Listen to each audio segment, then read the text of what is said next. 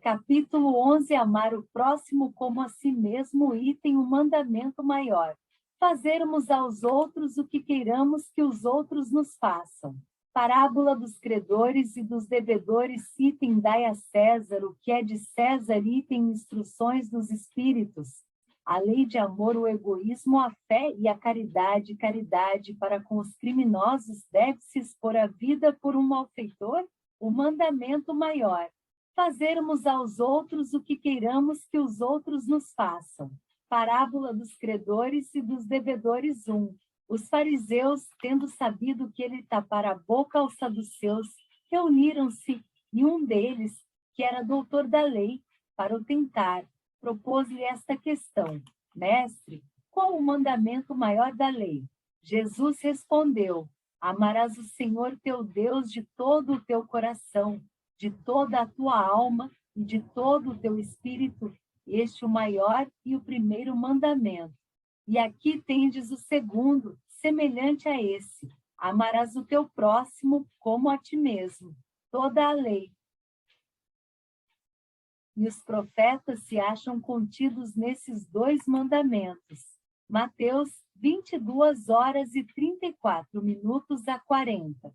2. Fazei aos homens tudo o que queirais que eles vos façam, pois é nisto que consistem a lei e os profetas. Mateus 7h12. Tratai todos os homens como quereríeis que eles vos tratassem. Lucas 6h31. 3. O reino dos céus é comparável a um rei que quis tomar contas aos seus servidores.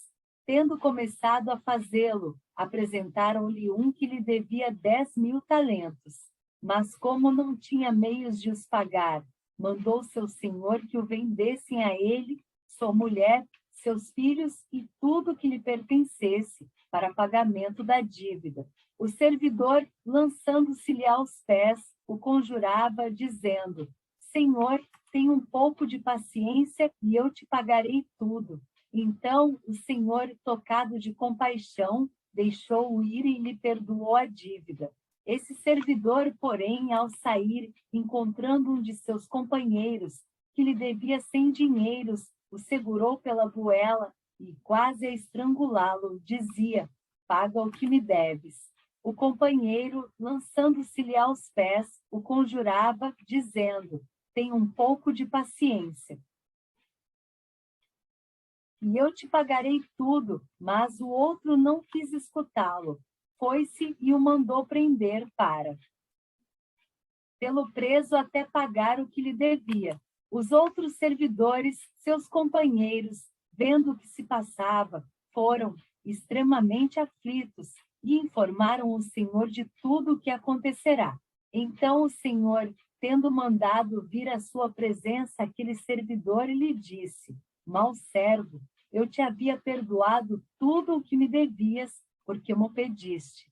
Não estavas desde então no dever de também ter piedade do teu companheiro, como eu tivera de ti? E o Senhor, tomado de cólera, o entregou aos verdugos, para que o tivesse até que ele pagasse tudo o que devia. É assim que meu Pai, que está no céu, vos tratará, se não perdoardes do fundo do coração as faltas que vossos irmãos houverem cometido contra cada um de vós. Mateus 18h23 a 35. 4. Amar o próximo como a si mesmo. Fazer pelos outros o que quereríamos que os outros fizessem por nós é a expressão mais completa da caridade, porque resume todos os deveres do homem para com o próximo. Não podemos encontrar guia mais seguro a tal respeito que tomar para padrão do que devemos fazer aos outros aquilo que para nós desejamos. Com que direito exigiríamos dos nossos semelhantes melhor proceder, mais indulgência, mais benevolência e devotamento para conosco do que os temos para com eles? A prática dessas máximas tende à destruição do egoísmo. Quando as adotarem para regra de conduta e para a base de suas instituições, os homens compreenderão a verdadeira fraternidade e farão que entre eles reinem a paz e a justiça. Não mais haverá ódios nem dissensões, mas tão somente união, concórdia e benevolência mútua. Dai a César o que é de César. 5. Os fariseus, tendo se retirado, entenderam-se entre si para enredá-lo com as suas próprias palavras. Mandaram então seus discípulos, em companhia dos herodianos, dizer-lhe: Mestre, sabemos que és veraz e que ensinas o caminho de Deus pela verdade, sem levares em conta a quem quer que seja, porque, nos homens, não consideras as pessoas. Dize-nos, pois, qual a tua opinião sobre isto? É-nos permitido pagar ou deixar de pagar a César o tributo? Jesus, porém, que lhes conhecia a malícia, respondeu: Hipócritas, por que me tentais? Apresentai-me uma das moedas que se dão em pagamento do tributo. E, tendo-lhe eles apresentado um denário, perguntou Jesus: De quem são esta imagem e esta inscrição? De César, responderam eles. Então observou-lhe Jesus: Dai, pois, a César o que é de César e a Deus o que é de Deus. Ouvindo falar dessa maneira, admiraram-se eles da sua resposta e, deixando-se, retiraram. Mateus 22h15 a 22, Marcos 12h13 a 17. 6. A questão proposta a Jesus era motivada pela circunstância de que os judeus, abominando o tributo que os romanos lhes impunham, haviam feito do pagamento desse tributo uma questão religiosa. Numeroso partido secundara contra o imposto. O pagamento deste constituía, pois, entre eles, uma irritante questão de atualidade, sem o que nenhum senso teria a pergunta feita a Jesus: é-nos lícito pagar ou deixar de pagar a César o tributo? Havia nessa pergunta uma armadilha. Contavam os que a formularam poder, conforme a resposta, excitar contra ele a autoridade romana ou os judeus dissidentes. Mas Jesus, que lhes conhecia a malícia, contornou a dificuldade, dando-lhes uma lição de justiça, com o dizer que a cada um seja dado o que lhe é devido. Veja-se na introdução o artigo Publicanos. 7. Esta sentença, dai a César o que é de César, não deve, entretanto, ser entendida de modo restritivo e absoluto. Como em todos os ensinos de Jesus, anela um princípio geral, resumido sob forma prática e usual e deduzido de uma circunstância particular. Esse princípio é consequente daquele, segundo o qual devemos proceder para com os outros como queiramos que os outros procedam para conosco. Ele condena todo prejuízo material e moral que se possa causar a outrem toda postergação de seus interesses. Prescreve o respeito aos direitos de cada um, como cada um deseja que se respeitem os seus. Estende-se mesmo aos deveres contraídos para com a família, a sociedade, a autoridade, tanto quanto para com os indivíduos em geral. Instruções dos Espíritos à Lei de Amor 8. O amor resume a doutrina de Jesus inteira, visto que esse é o sentimento por excelência, e os sentimentos são os instintos elevados à altura do progresso feito. Em sua origem, o homem só tem instintos. Quando mais avançado e corrompido, só tem sensações. Quando instruído e depurado, tem sentimentos. E o ponto delicado do sentimento é o amor, não o amor no sentido vulgar do termo, mas esse sol interior que condensa e reúne em seu ardente foco todas as aspirações e todas as revelações sobre-humanas. A lei de amor substitui a personalidade pela fusão dos seres, extingue as misérias sociais. Ditoso aquele que, ultrapassando a sua humanidade, ama com amplo amor os seus irmãos em sofrimento. Ditoso aquele que ama, pois não conhece a miséria da alma, nem a do corpo. Tem ligeiros os pés e vive como que transportado fora de si mesmo. Quando Jesus pronunciou a divina palavra amor, os povos sobressaltaram-se e os mártires, ébrios de esperança, desceram ao circo. O Espiritismo, a seu turno, vem pronunciar uma segunda palavra do alfabeto divino. Estai atentos, pois que essa palavra ergue a lápide dos túmulos vazios e a reencarnação, triunfando da morte, revela às criaturas deslumbradas o seu patrimônio intelectual. Já não é ao suplício que ela conduz o homem, condulo à conquista do seu ser, elevado e transfigurado. O sangue resgatou o espírito e o espírito tem hoje que resgatar da matéria o homem. Disse eu que em seus comércios homem só instintos possuía, mais próximo, portanto, ainda se acha do ponto de partida que da meta, aquele em quem predominam os instintos.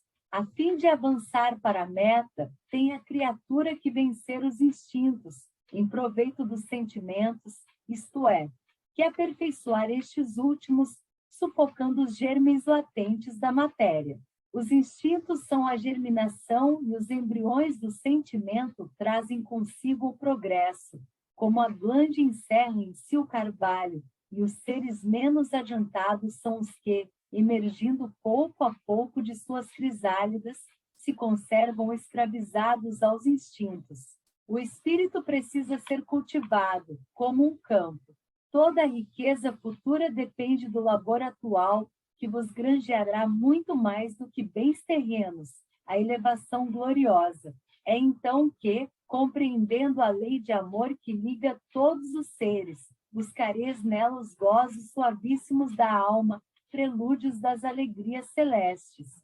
Lázaro, Paris, 1862. 9. O amor é de essência divina e todos vós, do primeiro ao último, tendes, no fundo do coração, a centelha desse fogo sagrado. É fato que já haveis podido comprovar muitas vezes o homem, por mais abjeto, vil e criminoso que seja, vota. Um ente ou um objeto qualquer viva e ardente afeição à prova de tudo quanto tendesse a diminuí-la e que alcança, não raro, sublimes proporções. A um ente ou um objeto qualquer, disse eu, porque há entre vós indivíduos que, com o coração a transbordar de amor, despendem tesouros desse sentimento com animais, plantas e até com coisas materiais. Espécies de misantropos que, a se queixarem da humanidade em geral e a resistirem ao pendor natural de suas almas, que buscam em torno de si a afeição e a simpatia, rebaixam a lei de amor à condição de instinto. Entretanto, por mais que façam, não logram sufocar o germe vivaz que Deus lhes depositou nos corações ao criá-los. Esse germe se desenvolve e cresce com a moralidade e a inteligência e, embora comprimido a miúde pelo egoísmo, torna-se a fonte das santas e doces virtudes que geram as afeições sinceras e duráveis e ajudam a criatura a transpor o caminho escarpado e árido da existência humana. Há pessoas a quem repugna a reencarnação, com a ideia de que outros venham a partilhar das afetuosas simpatias de que são ciosas. Pobres irmãos, o vosso afeto vos torna egoístas, o vosso amor se restringe a um círculo íntimo de parentes e de amigos, sendo-vos indiferentes os demais. Pois bem, para praticardes a lei de amor, tal como Deus o entende, preciso se chegueis passo a passo a amar a todos os vossos irmãos indistintamente. A tarefa é longa e difícil, mas cumprir-se-á. Deus o quer e a lei de amor constitui o primeiro e o mais importante preceito da vossa nova doutrina, porque é ela que um dia matará o egoísmo, qualquer que seja a forma sob que se apresente, dado que, além do egoísmo pessoal, há também o egoísmo de família, de casta, de nacionalidade. Disse Jesus: amai o vosso próximo como a vós mesmos. Ora, qual o limite com relação ao próximo? Será a família aceita a nação? Não, é a humanidade inteira. Nos mundos superiores, o amor recíproco é que harmoniza e dirige os espíritos adiantados que os habitam e o vosso planeta, destinado a realizar em breve sensível progresso, verá seus habitantes em virtude da transformação social, porque passará a praticar essa lei sublime, reflexo da divindade. Os efeitos da lei de amor são o melhoramento moral da raça humana e a felicidade durante a vida terrestre. Os mais rebeldes e os mais viciosos se reformarão quando observarem os benefícios resultantes da prática deste preceito. Não façais aos outros o que não quiserdes que vos façam, fazei-lhes. Ao contrário, todo o bem que vos esteja ao alcance, fazer-lhes. Não acrediteis na esterilidade e no endurecimento do coração humano ao amor verdadeiro. Ele, a seu malgrado, cede. É um ímã a que não lhe é possível resistir. O contato desse amor vivifica e fecunda os germens que dele existem em estado latente nos vossos corações. A terra, orbe de provação e de exílio, será então purificada por esse fogo sagrado e verá praticados na sua superfície a caridade, a humildade, a paciência, o devotamento, a abnegação, a resignação e o sacrifício, virtudes todas filhas do amor. Não. Vos canseis, pois, de escutar as palavras de João, o evangelista. Como sabeis, quando a enfermidade e a velhice o obrigaram a suspender o curso de suas prédicas, limitava-se a repetir estas suavíssimas palavras: meus filhinhos, amai-vos uns aos outros. Amados irmãos, aproveitai dessas lições, é difícil praticá-las, porém a alma colhe delas imenso bem. Crede-me, fazei o sublime esforço que vos peço. Amai-vos e vereis a terra em breve transformada num paraíso onde as almas dos justos virão repousar. Fénelon, Bordeaux, 1861. 10. Meus caros condiscípulos, os espíritos aqui presentes vos dizem, por meu intermédio, amai muito a fim de ser desamados.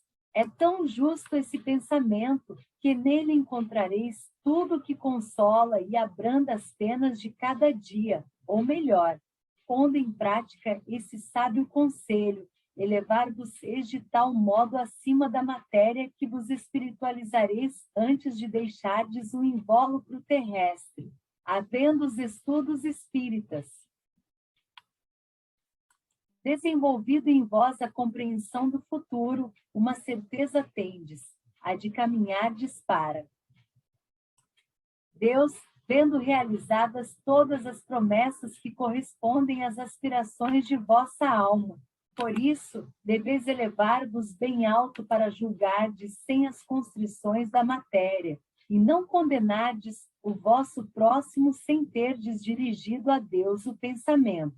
Amar no sentido profundo do termo é o homem ser leal, probo, consciencioso, para fazer aos outros o que queira que estes lhe façam. É procurar em torno de si o sentido íntimo de todas as dores que acabrunham os seus irmãos, para suavizá-las. É considerar como sua grande família humana, porque essa família todos a encontrareis dentro de certo período em mundos mais adiantados. E os espíritos que a compõem são, como vós, filhos de Deus, destinados a se elevarem ao infinito. Assim, não podeis recusar aos vossos irmãos o que Deus liberalmente vos outorgou, porquanto, de vosso lado, Muito vos alegraria que vossos irmãos vos dessem aquilo de que necessitais. Para todos os sofrimentos tende, pois, sempre uma palavra de esperança e de conforto, a fim de que sejais inteiramente amor. Justiça, crede que esta sábia exortação, amai bastante para serdes amados, abrirá caminho. Revolucionária, ela segue sua rota, que é determinada, invariável.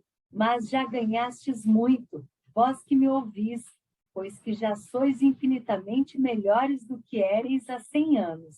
Mudastes tanto em proveito vosso, que aceitais de boa mente sobre a liberdade e a fraternidade, uma imensidade de ideias novas que outrora rejeitaríeis. Ora, daqui a 100 anos, sem dúvida aceitareis com a mesma facilidade as que ainda vos não puderam entrar no cérebro. Hoje, quando o movimento espírita ha dado tão grande passo, vede com que rapidez as ideias de justiça e de renovação, constantes nos ditados espíritas, são aceitas pela parte mediana do mundo inteligente. É que essas ideias correspondem a tudo o que há de divino em vós. É que estáis preparados por uma sementeira fecunda, a do século passado, que implantou no seio da sociedade terrena as grandes ideias de progresso. E, como tudo se encadeia sob a direção do Altíssimo, todas as lições recebidas e aceitas virão a encerrar-se na permuta universal do amor ao próximo.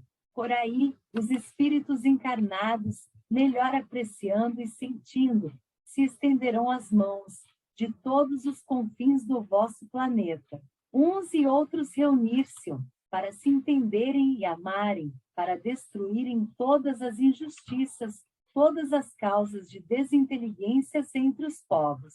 Grande conceito de renovação pelo Espiritismo, tão bem exposto em O Livro dos Espíritos. Tu produzirás o portentoso milagre do século vindouro, o da harmonização de todos os interesses materiais e espirituais dos homens, pela aplicação deste preceito bem compreendido. Amai bastante para serdes amados. Sanson, ex-membro da Sociedade Espírita de Paris, 1863. O egoísmo 11. O egoísmo, chaga da humanidade, tem que desaparecer da Terra, a cujo progresso moral obsta. Ao Espiritismo está reservada a tarefa de fazê-la ascender na hierarquia dos mundos. O egoísmo é, pois, o alvo para o qual todos os verdadeiros crentes devem apontar suas armas, dirigir suas forças, sua coragem. Digo coragem porque dela muito mais necessita cada um para vencer-se a si mesmo do que para vencer os outros. Que cada um, portanto, empregue todos os esforços a combatê-lo em si, certo de que esse monstro devorador de todas as inteligências, esse filho do orgulho, é o causador de todas as misérias do mundo terreno. É a negação da caridade e, por conseguinte, o maior obstáculo à felicidade dos homens. Jesus nos deu o exemplo da caridade e Pôncio Pilatos o do egoísmo, pois, quando o primeiro, o justo, vai percorrer as santas estações do seu martírio, o outro lava as mãos, dizendo: que me importa? Animou-se a dizer aos judeus: este homem é justo, por que o quereis crucificar? Entretanto, deixa que o conduzam ao suplício. É a esse antagonismo entre a caridade e o egoísmo, a invasão do coração humano por essa chaga moral que se deve atribuir o fato de não haver ainda o cristianismo desempenhado por completo a sua missão. Cabem a vós, novos apóstolos da fé, que os espíritos superiores esclarecem o encargo e o dever de extirpar esse mal, a fim de dar ao cristianismo toda a sua força e desobstruir o caminho dos pedrouços que lhe embaraçam a marcha. Expulsai da terra o egoísmo para que ela possa subir na escala dos mundos, porquanto já é tempo de a humanidade envergar sua veste viril, para o que cumpre que primeiramente o espilais dos vossos corações. Emanuel, Paris, 1861. 12. Se os homens se amassem com mútuo amor, mais bem praticada seria a caridade. Mas, para isso, mister fora vos esforçasseis por largar essa couraça que vos cobre os corações, a fim de se tornarem eles mais sensíveis aos sofrimentos alheios. A rigidez mata os bons sentimentos. O Cristo jamais se excusava. Não repelia aquele que o buscava, fosse quem fosse. Socorria a mulher adúltera como o criminoso. Nunca temeu que a sua reputação sofresse por isso. Quando o tomareis por modelo de todas as vossas ações? Se na terra a caridade reinasse, o mal não imperaria nela, fugiria envergonhado, ocultar-se-ia. Visto que em toda parte se acharia deslocado, o mal então desapareceria, ficai bem certos.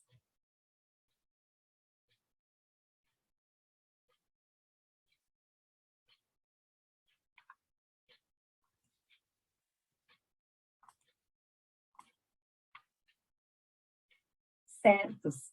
Começai vós por dar o exemplo, sede caridosos para com todos indistintamente, esforçai-vos por não atentar nos que vos olham com desdém e deixai a Deus o encargo de fazer toda a justiça, a Deus que todos os dias separa, no seu reino, o joio do trigo. O egoísmo é a negação da caridade. Ora, sem a caridade não haverá descanso para a sociedade humana. Digo mais, não haverá segurança.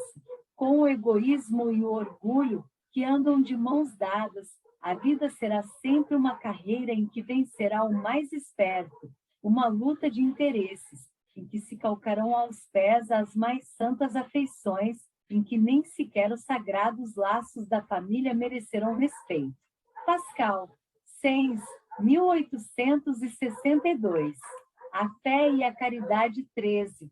Disse-vos não há muito, meus caros filhos, que a caridade, sem a fé, não basta para manter entre os homens uma ordem social capaz de os tornar felizes.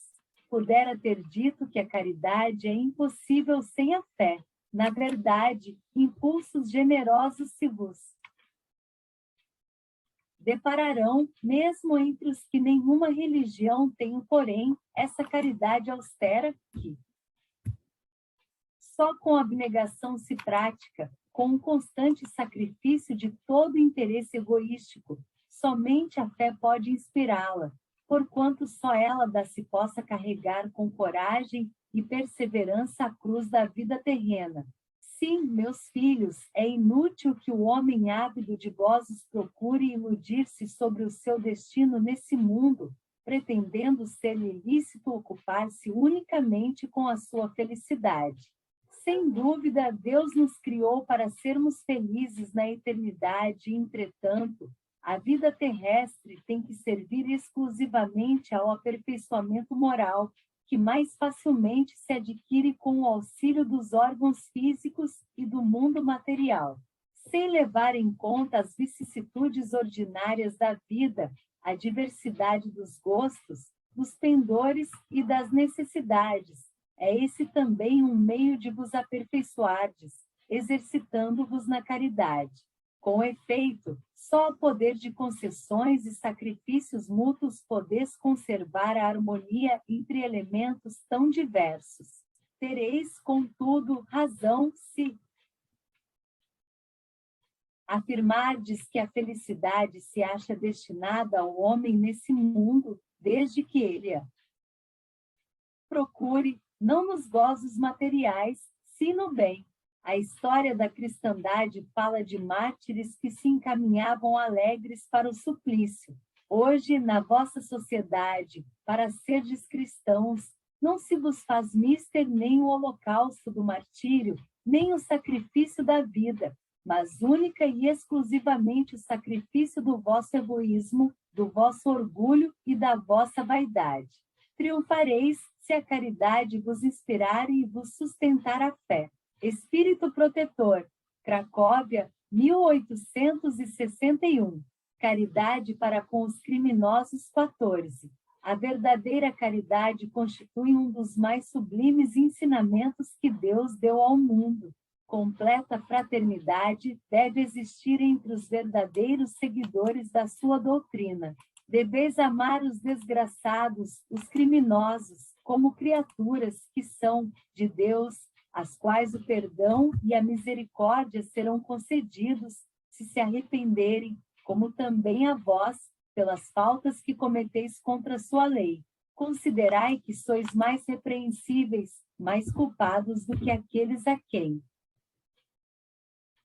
negardes perdão e comiseração, pois, as mais das vezes, eles não conhecem Deus como conheceis, e muito menos lhes será pedido do que a vós.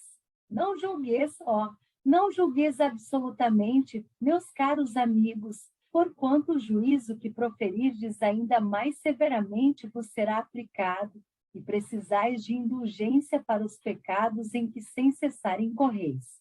Ignorais que há muitas ações que são crimes aos olhos do Deus de pureza e que o mundo nem sequer como faltas leves considera? A verdadeira caridade não consiste apenas na esmola que dais, nem mesmo nas palavras de consolação que lhe aditeis. Não, não é apenas isso que Deus exige de vós.